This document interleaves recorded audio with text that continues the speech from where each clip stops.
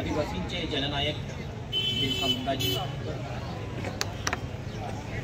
भगवान एकलव्य आणि ज्या ज्या महापुरुषांनी आदिवासीच्या उत्थानाकरता आपलं जीवन समर्पित केलं त्या सर्व महापुरुषांना मी अभिवादन करतो।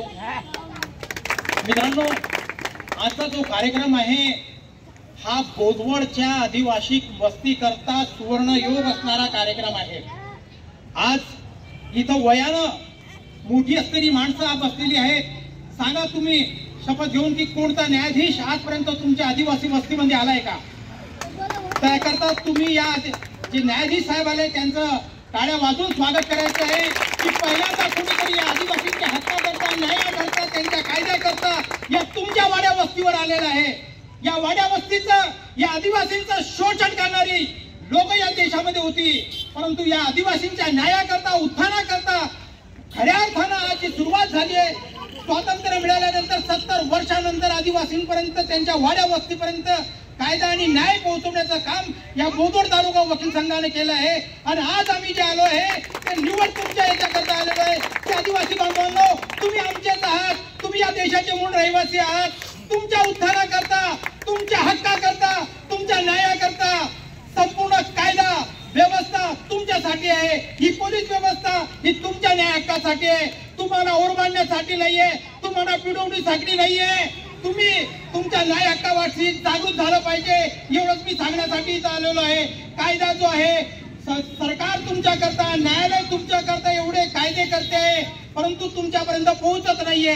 त्याचं कारण असं आहे की तुमच्याकडे असणारा शिक्षणाचा अभाव आणि व्यसनाधीनपणा। शिक्षणाचा अभाव याकरता मी तुम्हाला सांगेल की तुमच्या मुलांना तुम्ही शाळेत घातलं पाहिजे, तुम्ही त्यांना शिक्षित केलं पाहिजे, कारण शिक्षणाशिवाय आदिवासींचा विकास होणार नाही। याकरता शासन तुमच्याकरता तुमच्या वाड्या वस्तीवर शाळा राबवते आहे। फ्री आणि कंपल्सरी एज्युकेशन, मोफत, सर्व काही मोफत देते आहे, परंतु तुमची तयारी पाहिजे। एवढं सांगण्याकरता या कार्यक्रमाच्या माध्यमातून मी इथं आलेलो आहे।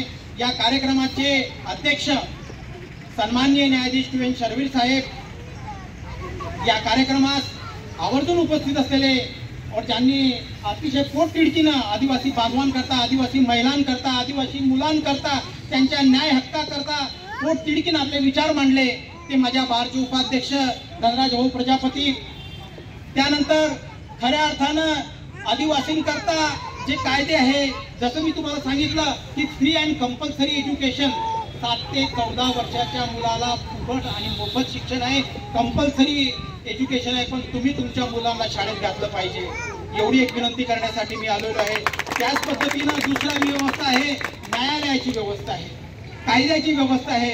तुमच्यावर बऱ्याचशा आता काही ज्या केसेस झालेल्या आहे, बऱ्याचशा याच्यामध्ये तुम्हाला ॲट्रॉसिटी झालेली आहे पोलिसांकडून, परंतु मित्रांनो, तुम्हाला तुमचा न्याय हक्क मागण्याकरता वकिलाचीही गरज नाहीये। आणि वकील जरी लावला तरी आता बोदवडला विधी सेवा प्राधिकरण सुरू झालेलं आहे, तुम्हाला वकील सुद्धा मोफत मिळेल।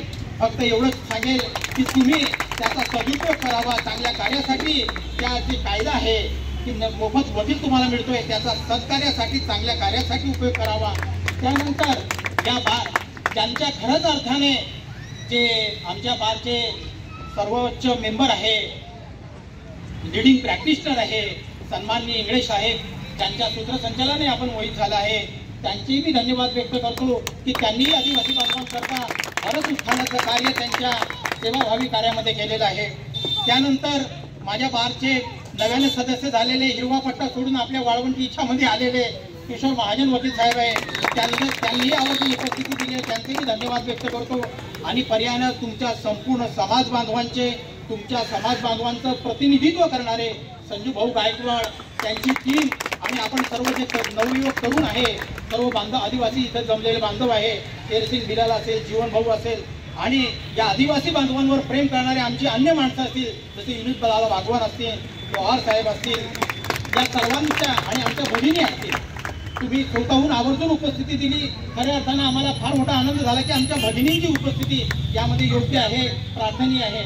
आणि यानंतर मी एवढंच सांगेल की मित्रांनो, 9 ऑगस्ट पासून आदिवासी कोर्ट, आदिवासी तर या देशामध्ये राहणारा मूळ रहिवासी, मग आम्ही सर्व लोक राहतो, मग आम्ही आदिवासी का आणि तुम्हीच का? त्याचं कारण असं आहे की जे जल, जंगल आणि जमीन याच्याशी नातं आहे. त्यांचं जल, जंगल, जमीनशी नातं आहे.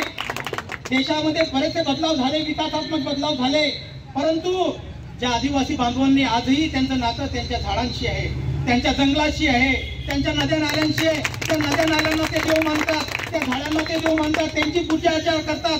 कारण का? कारण या ज्यांची खऱ्या अर्थानं नातं थांबण्याचं काम केलेलं आहे. आणि खरं म्हटलं म्हणजे या बोदवड तालुकाच नाही तर संपूर्ण महाराष्ट्र आणि देशामध्ये ज्या वनभाज्या आहे, जे तोंडल्याच्या भाज्या आहे, कटुरल्यांच्या भाज्या आहे, ह्या कोण देते आहे? अरे आमच्या आदिवासी भाजवतर नसते तर आम्हाला कटुरे आले असते का? मग आला असतं का?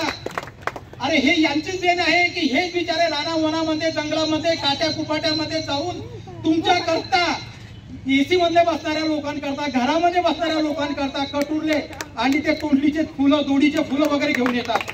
फार मोठी गोष्ट आहे. या आदिवासी बांधवांची देण आहे आमच्यासाठी. तर या बिचारांनी जंगलाकरता, जमिनीकरता तुमचे बरेचसे शेताचे वाद असतील.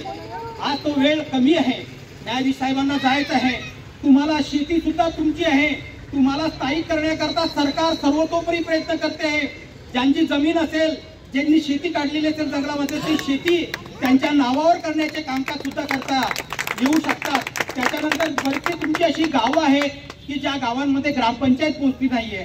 तिथं वाड्या वस्तीवर 10-20 वर्षापासून तुमच्या वस्त्या करून आहेत, पुढ्यानपिढ्या झोपड्या करून आहेत. 20 वर्षापासून तुमच्या 100-100, 50-50 झोपड्या, पण त्यांना गावाचा दर्जा दिला गेला नाही. मी तुम्हाला ग्वाही देतो या निमित्तानं की वकील